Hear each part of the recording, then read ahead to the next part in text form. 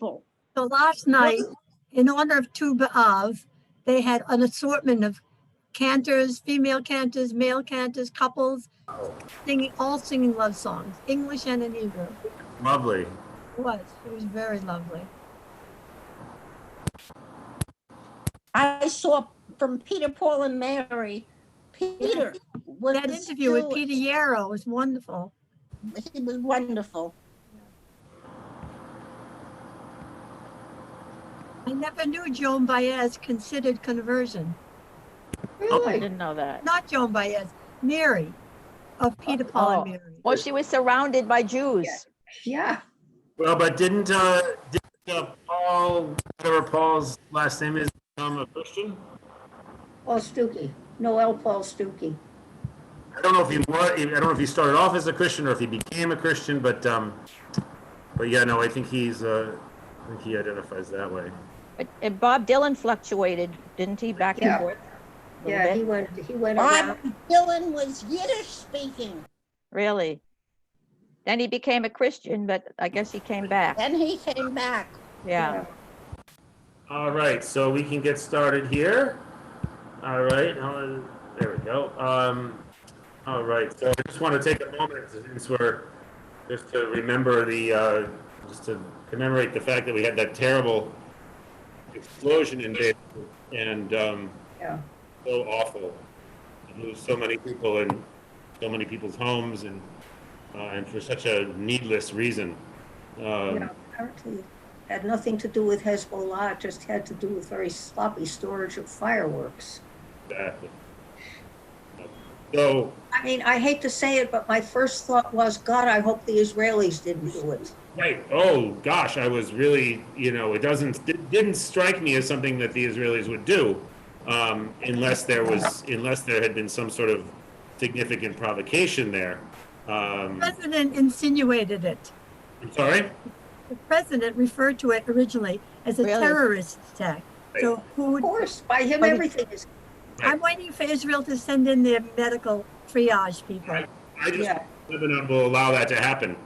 But it might be very dangerous given that Hezbollah probably has their own people that they want to use. But hopefully, I mean, it always seems to me that they're trying to take it, take advantage is the wrong word, but to sort of, when these terrible things happen, that there's sometimes an opportunity for building bridges as opposed to just more conflict. But we will hope for the best. All right, so we're going to. Rabbi, where was the explosion? I didn't. Beirut. In Beirut. She didn't know where the explosion was. Beirut in Lebanon. Yeah. All right. So we are back into Joshua, and here we have now very interesting topic, a little bit abstruse, but we'll do our best to understand it. Right? Of who gets what. Right? You've got the land, right? And you've got to sort of divide it up, and who gets what portions of the land, and what are the reasons, either explicit or implicit, right? That certain groups get certain pieces of land. In chapter 17, which seems, I think, was written for Sandy, right? We have some of our biblical heroines who sort of petition and get the rules changed a little bit. So we'll have to look forward. All right. So so chapter 16, the portion that fell. So just to remind you, right, the very last line of chapter 15, which we read 2 weeks or 3 weeks ago now, I think. Okay. Was read as follows. It's not on the screen, but I'll read it to you from this book I have, right? But the Judites, right, the people who were the tribe of Judah, could not dispossess the Jebusites, the inhabitants of Jerusalem. So the Judites dwell with the Jebusites in Jerusalem to this day. So eventually, right, when David comes along and establishes Jerusalem as the capital, right, he's going to have to deal with the Jebusites. But this is sort of the reality, right, that the book of Joshua so far seems to kind of want to downplay. Like all political documents, right, and this is a political document as well as a spiritual one, right, the political document will try to emphasize the narrative that it wants to tell, right? The narrative that the Israelites were able to take over the land and get rid of the existing inhabitants, right? So they can't quite say that, right? Because it actually isn't true. So it's interesting that they say that, and they also say the opposite. All right. So when we get to page 6, chapter 16. Right, the portion that fell by lot, and remember this idea, right, that everything here is happening by lot, right? So the people aren't necessarily making the decisions. Who's making the decision? Random if it's by lot. I'm sorry? It's random if it's by lot. Random, right. So is it random, or in the biblical sense of things, right, it's likely that it's God, right? That God Right. Right. So that's just to sort of put that out there, right, that would appear to be the implication of the lot. Right now, and we've been dealing with that question quite a bit in our course about the book of Samuel, right, where we find that King David had regular connection with God, right? He gets advice from God all the time, right? By the Urim and Thurim, right? These sort of he gets to ask yes/no questions. It's kind of like the magic 8 ball, right? But it's only yes/no questions, not 8, right? So presumably that's what's going on here as well, although the process is not specified. Okay, so the portion that fell by lot to the Josephites ran from the Jordan at Jericho, from the waters of Jericho east of the wilderness. From Jericho it ascended through the hill country to Bethel. From Bethel it ran to Luz and passed on to the territory of the Archites. At Atarot descended westward to the territory of the Japhletites, as far as the border of lower Beth Horon and Gezer, and ran on to the sea. Thus the Josephites, that is Manasseh and Ephraim, right, together received their portion. All right, very interesting, right? So Joseph, as you know, is two different quote unquote half tribes to make up for the fact that the Levites do not actually choose any territory. So the Josephites are divided into two, and they end up with two different portions, but it's described at first as one. All right. So the territory of the Ephraimites by their clans was as follows. The boundary of their portion ran from Atrot Adar on the east to upper Beth Horon, and the boundary ran onto the sea. And on the north, the boundary proceeded from Michmethath to the east of Ta'anat Shiloh, and passed beyond it up to the east of Janoach. From Janoach, it descended to Atarot and Naarath, touched on Jericho, and ran on to the Jordan. Westward, the boundary proceeded from Tapuach to the Wadi Kana Apple? and onto the sea. Go ahead, Jeannie. Oh, is that an apple? Tapuach means apple, yes. So That's the name of a place. That's interesting. I guess the thing is, it's funny. That one of the things about biblical place names, right, is that sometimes they're clearly place names because they're just words that are not attributed, that are not you don't find them anywhere else. Other times they're regular old words. And you don't know if somehow it's a mistake or if that's actually the name of the place. So Tapuach would be in that category. right? This was the portion of the tribe of the Ephraimites by their clans. Together with the towns marked out for the Ephraimites within the territory, the Manassesites. All those towns. However, here we are, right? However, they failed to dispossess the Canaanites who dwelt in Gezer, so the Canaanites remained in the midst of Ephraim, as is still the case, but they had to perform forced labor. Very interesting, right? This notion. Why? Uh, Why is it interesting? yeah, who is Forced labor? somebody has- Slavery. is that you, Sandy? Yeah. Okay, I'm gonna just mute you for now, Sandy, and you can unmute yourself when the noise is done. Okay. All right. So very interesting, right? That they had this whole business of forced labor, right? So, but it's very interesting to me, right? That you would think that if they were unable to dispossess the Canaanites, that it was because the Canaanites were too strong, right? But if the Canaanites are turned into some sort of slave labor force, right? You would assume, right, that they were not strong enough to withstand that they wouldn't willingly take on that role. So it seems to me that here we have a situation where, I mean, I don't know the answer to this, right? Hold on. Go ahead, Connie.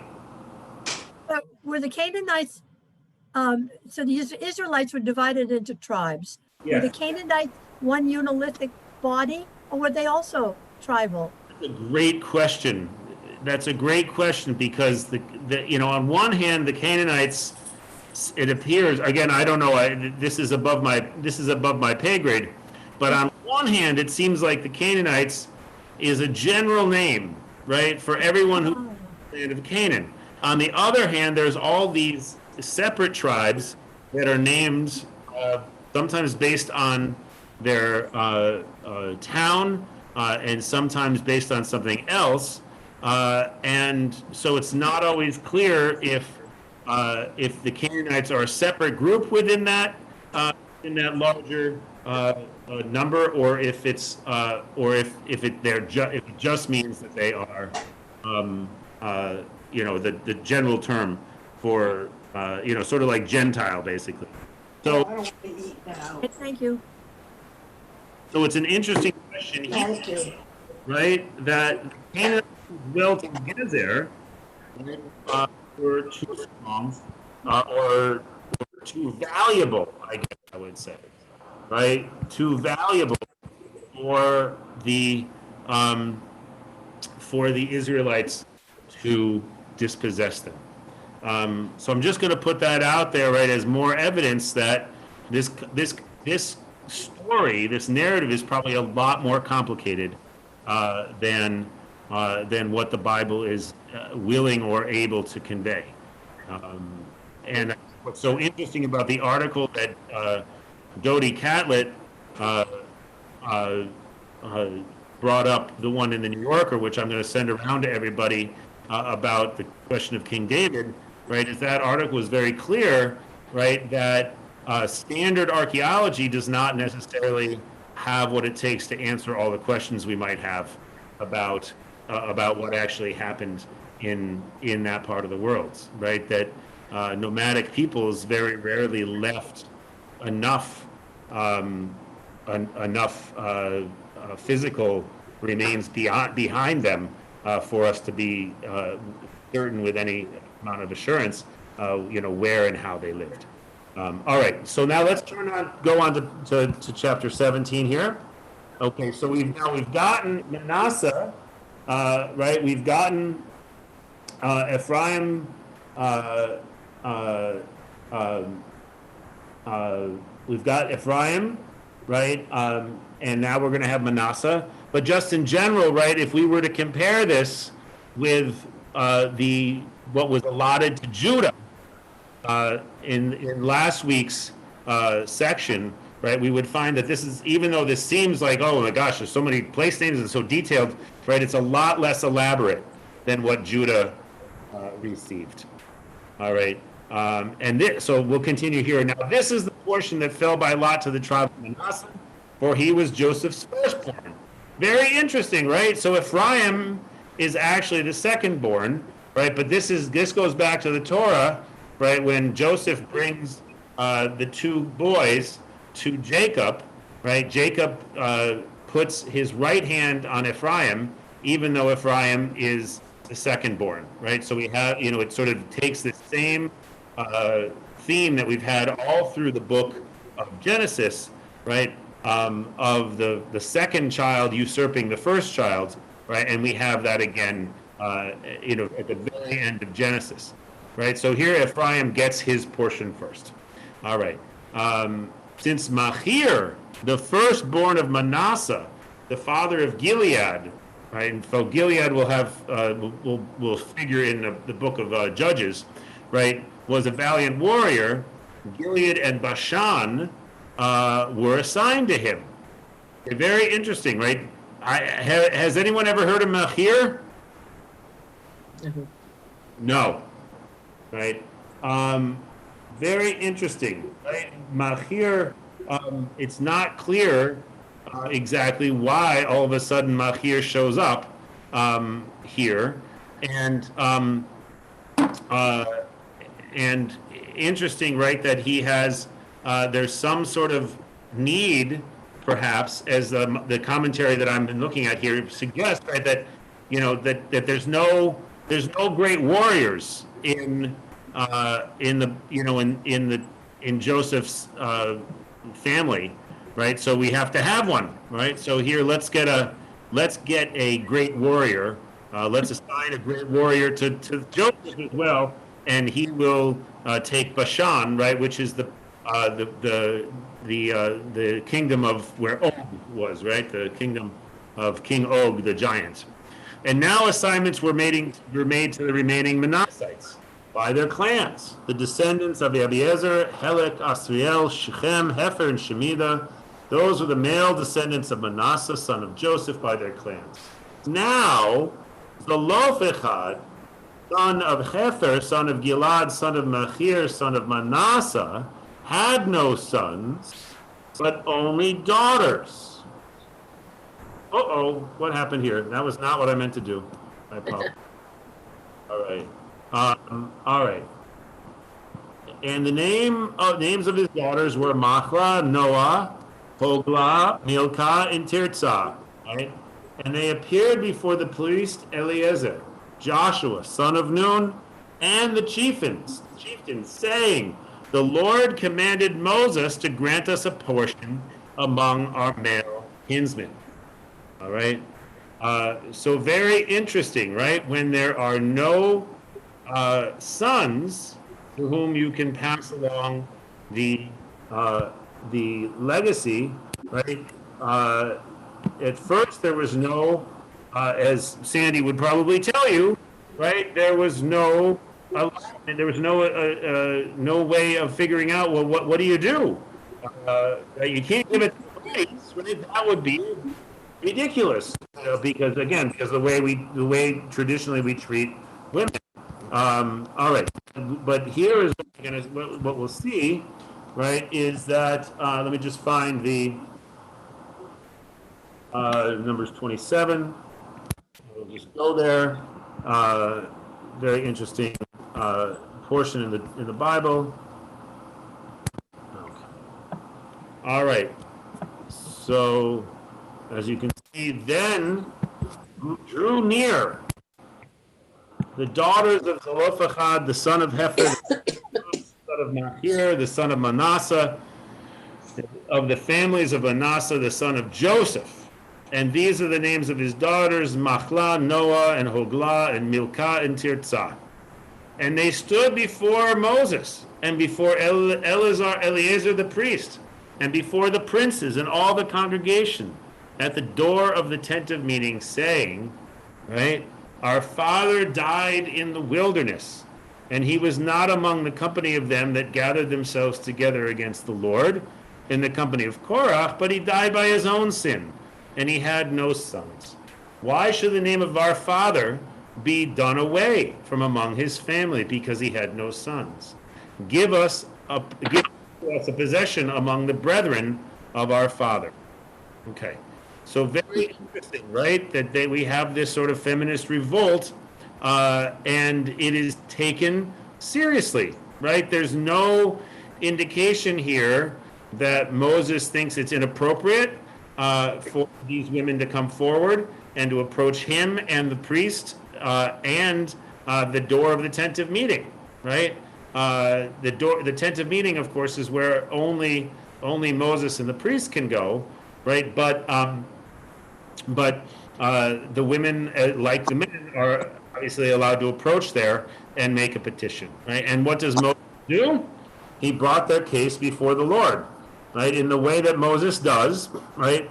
When God didn't give him a rule to follow about something, what does he have to do? He has to go and ask God directly, right? So God somehow didn't predict this. I don't know what this is about. I apologize. I really don't. Boy, I don't know why this is here. I don't know, and I don't know how to get rid of it. There's an X here. You can click on that X. I just. Click on your.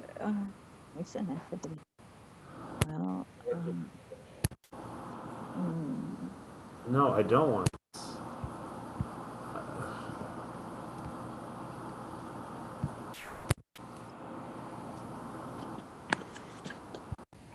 Really? How about escape? Maybe. Oh, thank you. Right, look. Jeannie, you're a genius. Oh, genius, yeah. Yeah, I just wanted to say in the interim, Yeah. what was Moses's relationship with his sister Miriam? Was she sort of a prominent woman? So maybe he's, I don't know about his wife, Zipporah, but Moses' sister was sort of His sister, right, his kind sister, of prominent. right, and his sister is responsible for keeping him alive as a little baby, right? Oh, So yes. there's very clear, right, that even though, as is typical in the ancient world, right, there's a very clear hierarchy between the women and between the men and the women, right, that women have significant roles to play in many of the various situations that arise, right, and this is one of them, right, and so Moses brings their case before the Lord, and what does the Lord say? Ken benot tzlofcha dovrot, right? They speak rightly, right?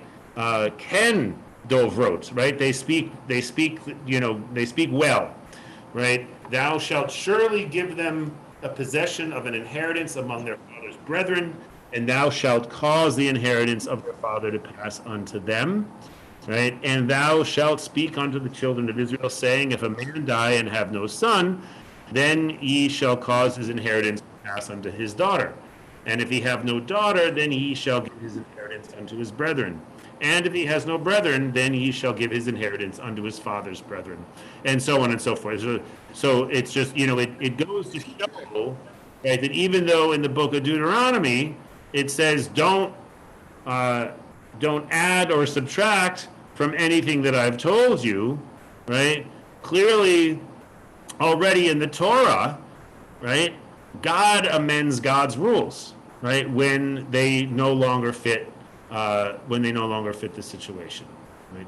So that's the context in which this is brought up again in the book of Joshua, right? So they said, right, the Lord commanded Moses to grant us a portion among our male kinsmen. So, in accordance with the Lord's instructions, they were granted a portion among their father's kinsmen. Right? So, and lo and behold, it happens, right? Okay. 10 districts. Sorry. Go ahead. I seem to remember that did they not, however, have to marry within their tribe? Right, exactly, right. There was a limitation on. There was that limitation, right? Because the goal here was to make sure that they got the inheritance, but that just as if it had gone to a male heir, right, it would remain within the clan structure, right? So that did mean that there was a limitation on whom these daughters could marry. They couldn't take their land and give it to another clan. Did the men have the same restriction, the male heirs? No, right? Because presumably the woman would come and live with in the area where the man had his allotment, right? So that with things generally passing through the male line, right? The men would stay put and the women would be moving around. And so what about this tradition that maybe it came later that you have to have a Jewish mother to be Jewish? Right. That's not biblical, right? That's not biblical, and it's a very good question, right? When did that really start happening? Generally, I think it's assumed that became an issue, right, when Jews were primarily in diaspora, but that's a very large question. But it's definitely worth exploring. All right, so Manasseh's daughters inherit. All right, so 10 districts fell to Manasseh, apart from the lands of Gilead and Bashan, which are across the Jordan. Manasseh's daughters inherited a portion in these, together with his sons, while the land of Gilead was assigned to the rest of Manasseh's descendants. The boundary of Manasseh ran from Asher to Michmethath, which lies near Shechem. The boundary continued to the right toward the inhabitants of Ain Tepuach, right, the spring of the apple, right. The region of Tepuach belonged to Manasseh, but Tepuach on the border of Manasseh belonged to the Ephraimites. Then the boundary descended to Wadi Kana. Those towns to the south of the Wadi belonged to Ephraim as an enclave among the towns of Manasseh. The boundary of Manasseh lay north of the Wadi and ran onto the sea. What lay to the south belonged to Ephraim, and what lay to the north belonged to Manasseh with the sea as its boundary. This territory was contiguous with Asher, and oops, it happened again, sorry. Maybe I can't use this, it's too complicated. With Issachar on the east. Within Issachar and Asher, Manasseh possessed Beth She'an and its dependencies, Ibleam and its dependencies, the inhabitants of Dor and its dependency, the inhabitants of Endor, right? So we'll in the book of Samuel, right? We meet the ghost woman, I think it was called, something like this, of Endor, right? And its dependency, the inhabitants of Ta'anach and its dependencies, and the inhabitants of Megiddo and its dependencies. These constituted 3 regions. Okay. And again, we have this thing, right, where the Manassites. Well, first of all, I just want to point out, right, that this is very complicated, right? We have regions that have enclaves that belong to other clans, right? It's very complicated. This does not seem like something that was planned, right? It doesn't feel to me like we have a big chunk of land and we're just going to divide it up into lots, and each person is going to take a random lot, right? It feels much more like, well, these people kind of settled there and those people settled there, and this later became the general region of one tribe, but there's a group of another tribe who has an enclave there. It feels very much like much more of an organic process than the kind of process that the Bible seems to want us to believe, right? That these people were just coming in from the outside. Right? So the Manassites could not dispossess the inhabitants of these towns, and the Canaanites stubbornly remained in this region. When the Israelites became stronger, they imposed tribute on the Canaanites, but they did not dispossess them. All right, very interesting, right? The rule from God repeatedly, right? You must dispossess these people. You must get rid of them, right? So in one place, we see that the Israelites eventually put the Canaanites into forced labor. Here we see that they imposed a tribute on them, right? But dispossessing them seems to be off the table. All right, now very interesting. The Josephites complained to Joshua, saying, "Why have you assigned as our portion a single allotment and a single district, seeing that we are numerous? We are a numerous people whom the Lord has blessed so greatly." If you are a numerous people, Joshua answered them, go up to the forest country and clear an area for yourself there, in the territory of the Perizzites and the Rephaim, seeing that you were cramped in the hill country of Ephraim. And the hill, so no response to that. Okay, well, here's the response, right? The hill country is not enough for us, the Josephites replied. And all the Canaanites who live in the valley area have iron chariots, both those in Beit Sha'an and its dependencies and those in the valley of Jezreel. You know, like, we can't do that. You know, give us some other thing that we don't have to fight for, right? It's very, I mean, I just find this to be fascinating as a document because it seems, it seems to speak to a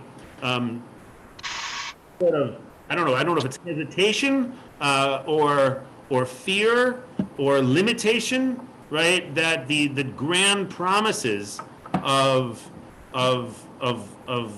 the Torah, right? That you're going to possess this entire land and the people are just going to run away as soon as you get there, right? Is not actually what's attested in this, at least in this version. And this conversation continues with the Palestinians. Yes. And, you know, that's one of the reasons why I think it's so important to read these texts, right? Because it gives us a sense, right, that the biblical, I mean, I don't even like to call them the biblical literalists, right? Because if they were really reading the book literally, right, if they were really taking it seriously, they would see, right, that literally they never dispossessed the Canaanites, right? There had to be a way of coexistence, right? And so the sort of fantasy, right, of just getting rid of the existing population is exactly that. It's a fantasy, right? And to turn it into any kind of a reality, right, can only be a moral nightmare, right? But anyway, enough of my soapbox. Okay. But Joshua declared to the house of Joseph, to Ephraim and Manasseh, you are indeed a numerous people, possessed of great strength. You shall not have one allotment only. The hill country shall be yours as well. True, it is forest land, but you will clear it and possess it to its farthest limits. And you shall also dispossess the Canaanites, even though they have iron chariots and even though they are strong, right? So it's you know, so you know the text here is just contradicting itself, right?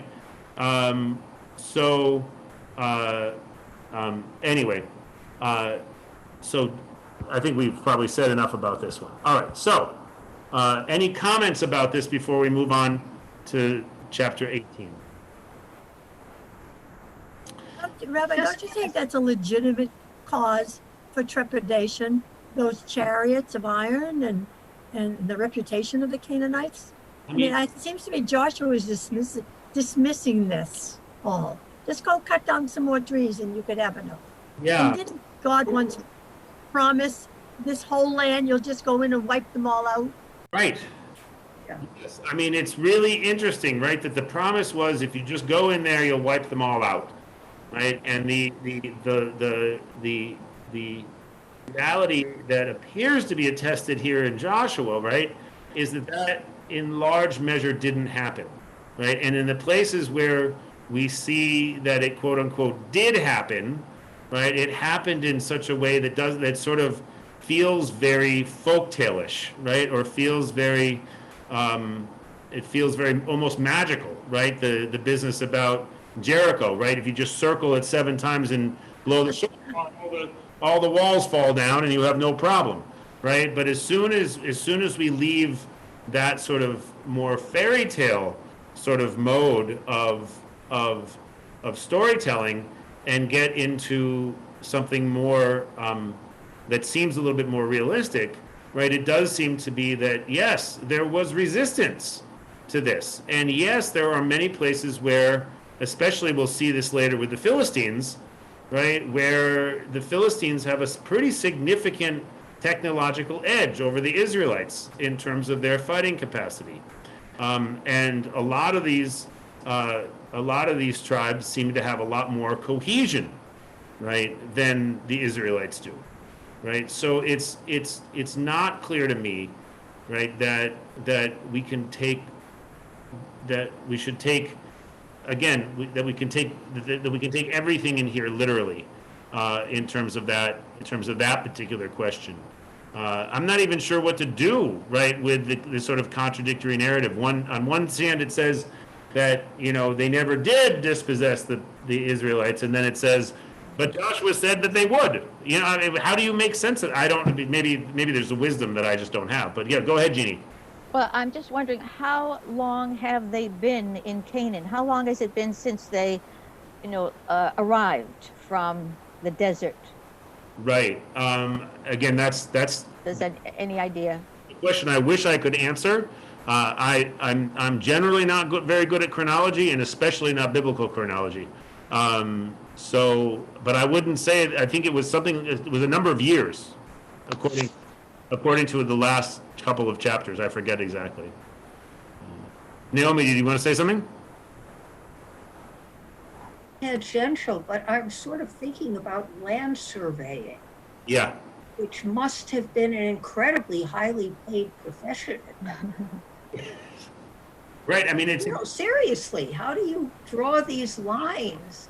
And what kind of technical ability do you need? yes. And how about judging disputes between the different groups about Yeah, where, yeah. along the lines of what you're saying? Where Right. does one territory really end and the other begin? Yeah. There must be a lot of Yeah. dispute there, a lot of possibility for dispute. Yeah. Lawyers, that's why there's so many Jewish lawyers.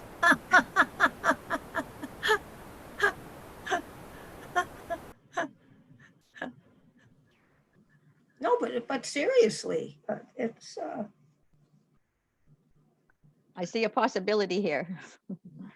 One thing that I want, I think I've probably mentioned this before, but I'll mention it again because I think it's relevant to Jeannie's and Naomi's comments, right? Is that there is a theory that the various Israelitish clans were actually already in Canaan, right? And that one of the reasons there's so much sort of fighting amongst the various clans, right, is because they were actually, it was trying to form it into a federation, right? And there was at least one of the tribes, maybe it's possible, right, had this tradition that they had come over from Egypt, right?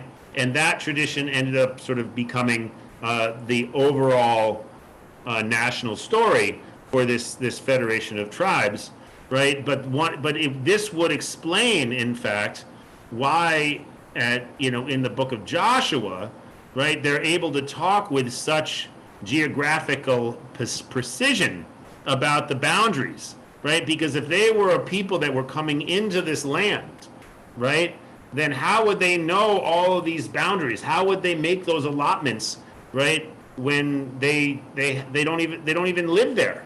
So yeah, go ahead, Naomi. so what you're really implying then is that what a lot of who we think of as Israelites actually were Canaanites. Right. Exactly. And I was just reading somewhere, I don't know where, that I have no idea where, but that Jews today are converts rather than from, Well, yeah, Arthur Kessler had this whole theory about yeah, Southern. well, something like that. Yeah. I'm not super familiar with that argument, but I would, I am pretty sure that right there, if Judaism hadn't figured out a way to simultaneously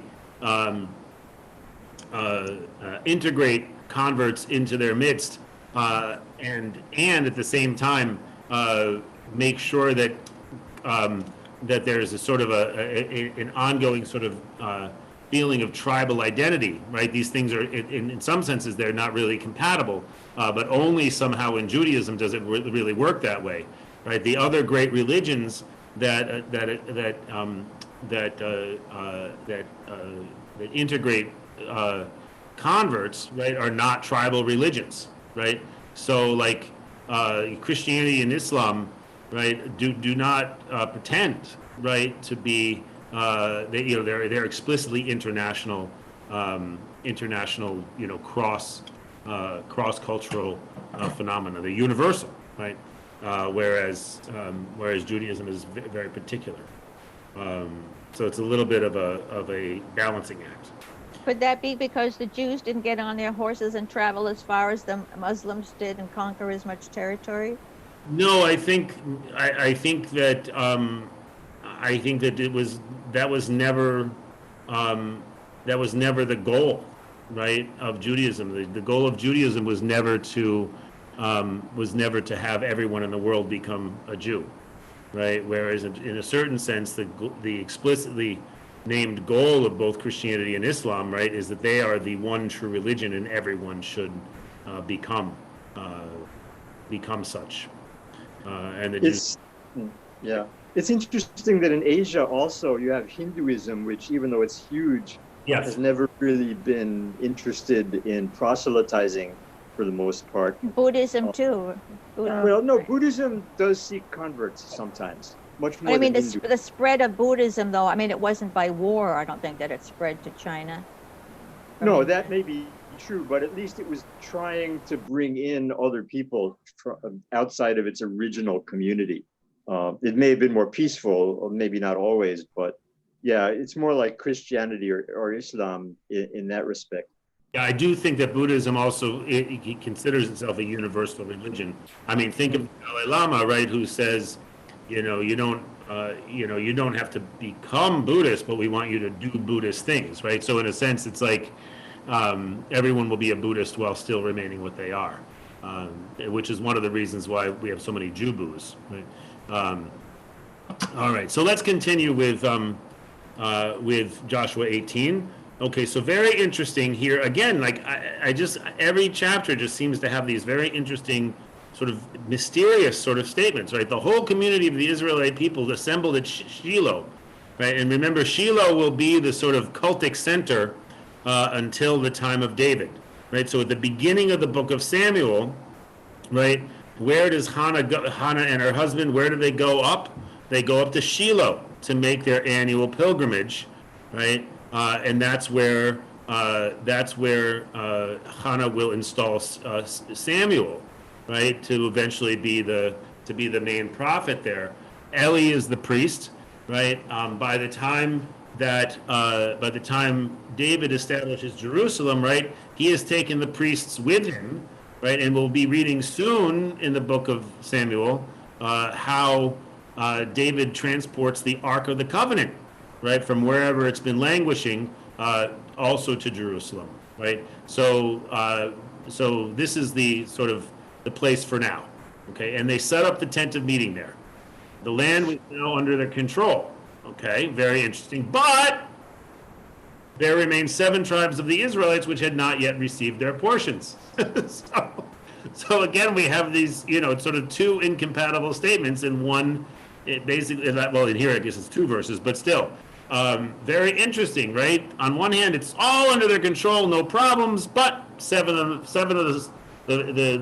them still don't have a place to live. Right? So Joshua said to the Israelites, "How long will you be slack about going and taking possession of the land, which the Lord, the God of your fathers, has assigned you? Appoint 3 men of each tribe. I will send them out to go through the country and write down a description of it for purposes of apportionment, and then come back to me. They shall divide it into 7 parts." So this is what you were talking about, Naomi, right? This is the high paid position of land surveyor, right? The 3 guys that get to go out. They shall divide it into 7 parts. Judah shall remain by its territory in the south. The house of Joseph shall remain by its territory in the north.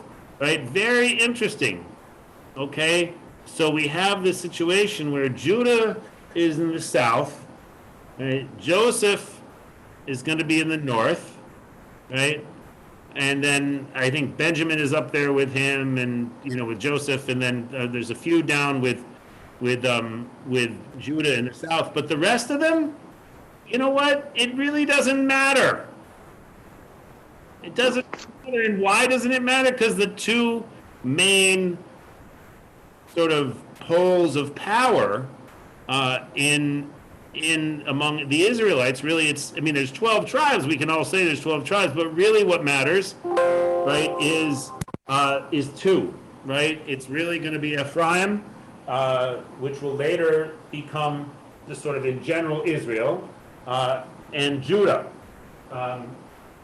So even in the book of Joshua, right, we see that we have all this attention given to, especially to Judah, right? A little bit less to Joseph, and then it's sort of like, well, we need 7 more, so go out and do it. All right. You have written down the description of the land in 7 parts. Bring it here to me. Then I will cast lots for you here before the Lord our God. For the Levites have no share among you, since it is the Tud of the Lord is their portion. And God and Reuben and the half tribe of Manasseh have received the portions which were assigned to them by Moses, the servant of the Lord, on the eastern side of the Jordan. I have a question. Yeah, please. Joshua seems rather lackadaisical about, oh yeah, if you guys want some land, go out and do this stuff. Yeah. But he's the leader. How come when they first entered the land, he didn't take the initiative after Ephraim and Manasseh and Judah to keep going and say, okay, you guys, this is yours, that's yours, and that's yours? Yeah. Why are they left hanging?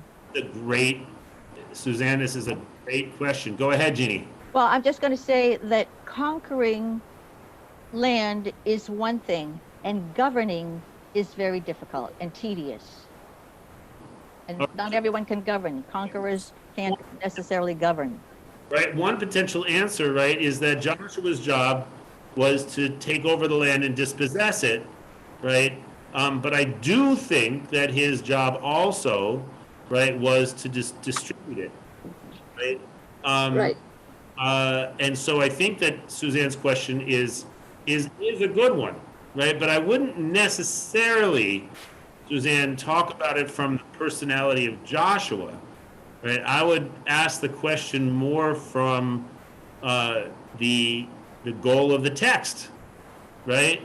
Why would the text give us so much information about Judah, less information about Ephraim and Manasseh, right? After having given a fair amount of information about Gad and Reuben, right? Why then do we have this sort of weird, there's the rest of the land and we have to divide it among the 7 And cast lots, too. Right. But didn't we already cast lots? It's confusing, right? How did it said that Joseph, that the sons of Joseph received their portion by lots, right? There was some process of assigning that seemed also to have to do with God. And so why, the question I would ask, Suzanne, which is very similar to your question, right, would be, why weren't the other tribes included in that first round? Why are Right. they included to the Right. second? And I have another comment to Yeah. counter somebody else's comment was Joshua is the leader. He's supposed to conquer the land and govern it. Right. Because if God wanted one person to conquer it and another person to govern it, he would have appointed somebody to govern it. But he didn't. He only appointed Joshua. Yeah. Although it is very interesting, right? That, it's been really quite enlightening to be studying the book of Joshua with this group while we're studying the book of Samuel with the overlapping group, right? Because what I'm figuring, one of the things that is sort of at the center of the book of Samuel is this fight about who gets to be in charge, right? And is that person a king, right? And so Joshua is the leader, right? But it's not clear, or it actually is relatively clear that he's not the king, right? And so another question that would arise would be, well, what are those distinctions and how does that work? Because I think that, in the book of Samuel, the point is that God is actually in charge, right? So I guess we would actually have to ask the question then, why does God not dictate to Joshua a process that would include all of the tribes, as opposed to basically just 2 of them, right? Maybe God is still figuring it out. He appointed prophets. That's always the possibility, right? Go ahead, Naomi. Oh, no, you just muted yourself. Yeah, who is the Moses who keeps being in here? This is Moses. This is Moses of the Torah. But the This is time, Moses of the Torah, who was never supposed to get to the promised land. right. Exactly. So what happens, right? This is also very interesting, right? That 2 of the tribes, Gad and Ruvain, are given allotments of land in Transjordan, right? So on the other side of the Jordan. And this is one of the reasons why why we have this problem when people use the Bible to determine what the present day boundaries of Israel should be, right? Because these places are, at least in the West Bank, some of them are actually in Jordan, the country of Jordan. So it becomes very complicated, right? So those two tribes plus part of Manasseh, they already received allotments on the other side of the Jordan, right? And so that takes care of basically 3 of them, right? 3. And then you have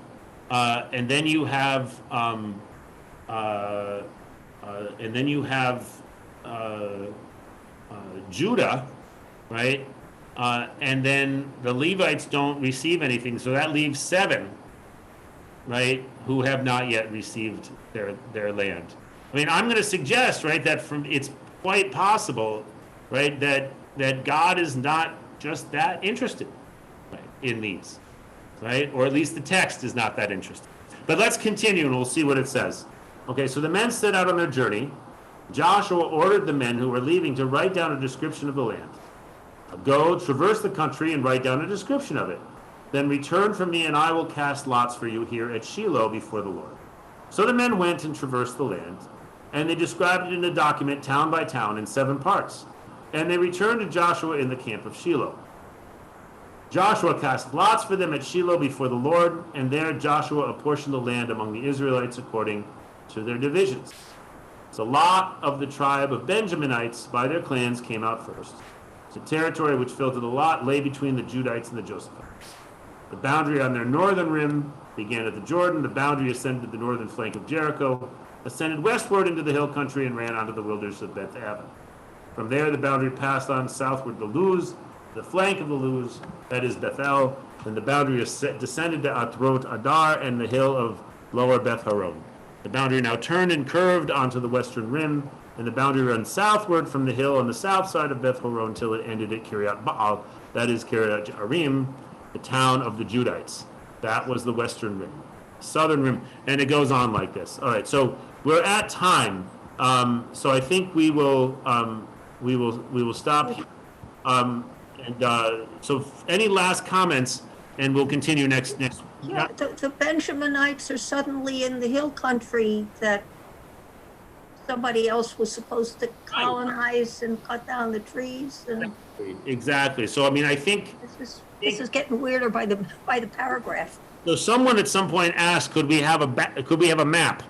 I just have forgotten to actually locate a reasonable map online, which I will try to do. I may have one. Go online, or if you look in a Bible, right? Most Bibles will have maps, right? And you look at the maps that describe, that attach various regions to the names of the tribes. You'll find, I think, right, that it's very difficult to make any hard boundaries, right?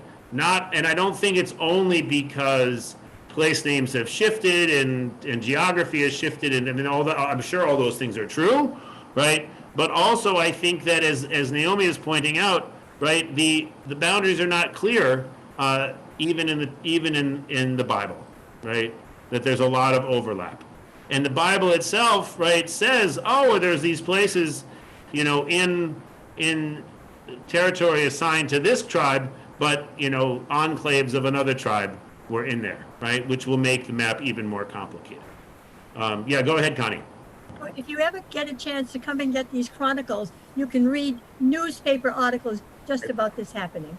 Great. I will. I'm planning, I'm going to plan to come on Friday morning. We'll see if it happens. Okay. All right, so I'm going to stop the share and people can. Thank you very much. Yes, thank you. Thank you. Anyone who was last Live long and prosper. share it, but thank you so much, everybody. Look forward to seeing you all. Also, now I'm going to be on vacation next week, so we'll have the Samuel class, but I think that Liz is going to take over Jewish learning. All right. Thanks, everybody.